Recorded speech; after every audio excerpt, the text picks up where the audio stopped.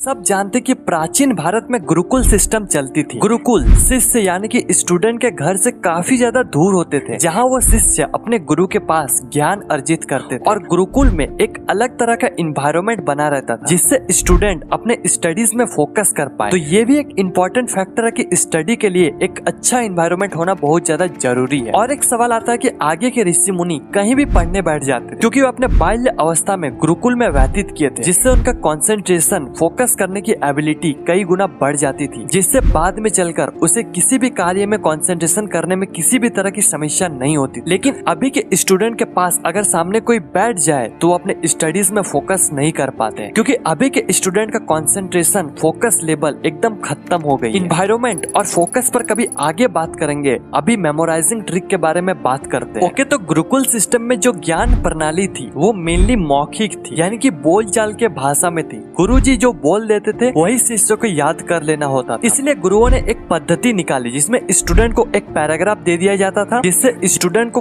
कम से कम वर्ड्स में एक सूत्र बनाने के लिए कहा जाता था, और जैसे कि उसका मीनिंग भी ना बदले, यानी कि एक बड़े से पैराग्राफ को कम से कम वर्ड्स में एक सेंटेंस बनाया जाए, जिससे स्टूडेंट याद भी कर पाए, इससे ज्ञान का प्रतिपादन भी हो जाए और ये ज्ञान जनरेशन टू जनरेशन बना भी रहे। जैसे कि आज के समय में हमें पैराग्राफ दे दिया जाता था, जिसके नीचे कुछ पैराग्राफ से रिलेटेड क्वेश्चन होते हैं, जिसे हमें सॉल्व करना होता था। ऐसे गुरुकुल में गुरुजी शिष्य को प्रैक्टिस करवाते थे बड़े से सेंटेंस को छोटे से सेंटेंस में बदलने के लिए। ठीक यही चीज हमें अपने स्टडीज में इम्प्लीमेंट करना चाहिए। जो आपको याद करना है उसे आप जितना हो सके उतना छोटा करें। आपको कुछ एग्जाम्पल दिखाएंगे आगे, लेकिन अभी आप ये समझो कि आप उस आंसर को या फिर कुछ भी हो जिसे आपको छोटा करना है, तो आपको छोटा करने से पहले उसे समझना होगा। समझने के बाद बार बार उसे पढ़ना होगा, उसके अंदर घुस जाना होगा, उसके बाद ही आप छोटा कर सकते हो। बिना पढ़कर उसे छोटा करना इम्पॉसिबल है। और जब आप उसे अच्छे से समझ जाओगे, उसे बार बार पढ़ लोगे, तो वो आपको अच्छे से मेमोराइज हो जाएगी। उसके बाद आप अगर उसे छोटा नहीं भी कर पाओ फिर भी कोई इश्यू नहीं है, आपको वो याद हो जाएगा, क्योंकि आप उसमें उचित समय दे दिए होंगे।